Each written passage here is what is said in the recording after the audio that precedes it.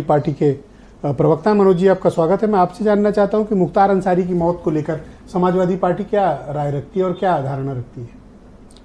क्या हुआ ये? देखिए, समाजवादी पार्टी जो आधार रखती है और जो राय रखती है वो वही राय रखती है जो संविधान में, और संविधान के अनुच्छेद 14 में स्पष्ट है कि everyone is equal before the law.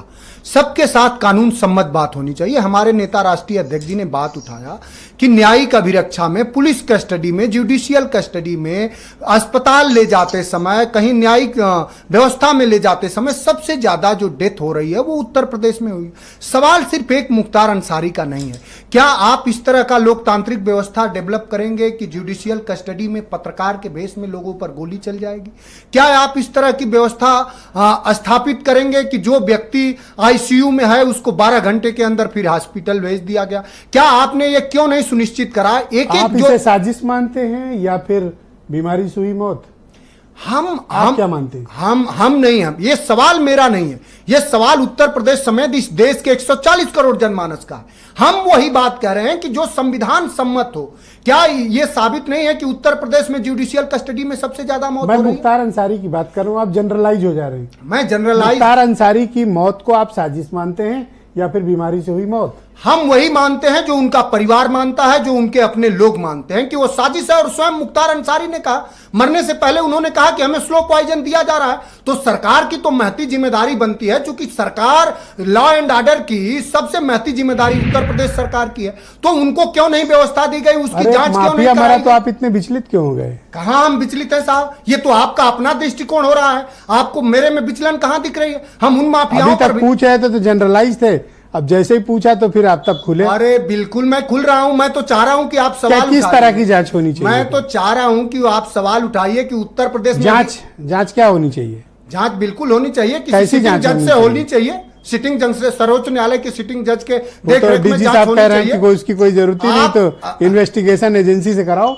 Investigation. अरे हमने, आपने पूछा कि जांच कैसी होनी चाहिए, उस पर हम जवाब दे रहे हैं। और दूसरा, आपने विचलन का बात किया। आप सुन लीजिए, आपको सवाल करना चाहिए कि उत्तर प्रदेश में सबसे ज्यादा जो मुकदमे और अपराध है मुख्यमंत्री के स्वजाति लोगों के। एक आंकड़ा आपको और बता रहे हैं, 10 अप्रैल 1986 में हमारे जनपद चंदौली में एक यादव परिवार, एक पिछड़े परिवार के प्रधान समेत 4 नौनिहालों की साहब हत्या कर दी गई। 4 नौनिहालों को, दूध पीते नौनिहालों, किसने कर दी? गोद में खींच के करी गई। किसने कर दी? अरे मुख्यमंत्री के स्वजाति लोगों ने करा। का नाम तो लो। अरे नाम हम तो अनेकों बार नाम लिए हैं, नाम लेने में क्या है? किसकी बात कर रहे हैं? मैं तो चाह रहा हूं कि जो बनारस का माफिया है, क्या नाम है? जो बनारस का माफिया है, कौन है भैया? जो गाजीपुर का माफिया है, जो मिर्जापुर का माफिया, वो सब मुख्यमंत्री आजकल बदलगीर हो गए हैं। उन पर कार्रवाई कब होगी? तो सुन तो लीजिए, आज जो 26 माफियाओं की लिस्ट आई है उसमें बनारस का कोई माफिया का नाम तो नहीं है? बनारस के माफिया का नाम नहीं। अच्छा, ब्रजेश सिंह का नाम नहीं है?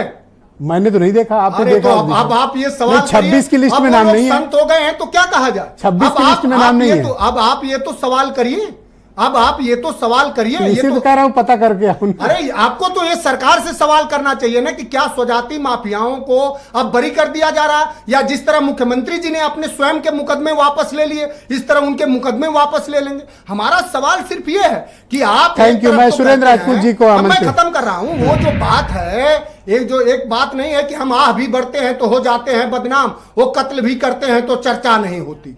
तो आप इस तरह से कौन सी आह भर लिया? अरे आह की कौन सी आह भर लिया? आपने उत्तर प्रदेश को थोड़ा व्यापक दृष्टिकोण में नहीं देखा है आपने? अभी हमीरपुर में क्या हुआ? अभी मुख्यमंत्री के गृह जनपद में 5 दिन पहले की बात है, कैसे हुआ, एक युवा को मार दिया गया। तो आप क्या चाहते हैं कि किसी रिटायर्ड जज से या मौजूदा जज से इंक्वायरी हो? हम चाहते हैं उसी की नहीं, ये गृह मंत्रालय के और एनसीआरबी के आंकड़े हैं कि पूरे देश के 28 प्रांतों में सबसे ज्यादा अगर कहीं पुलिस कस्टडी में और जुडिशियल कस्टडी में सरकार संरक्षित अगर मौत हुई है तो उत्तर प्रदेश में हुई है। और उसकी सभी मौतों की, पुष्पेंद्र यादव से लेकर के और मुख्तार अंसारी के सभी मौतों की जांच होनी चाहिए। मुख्तार अंसारी माफिया अपराधी थे या नहीं थे? ये तो कानून तय करेगा। राम रहीम क्या थे, जरा जवाब दीजिए।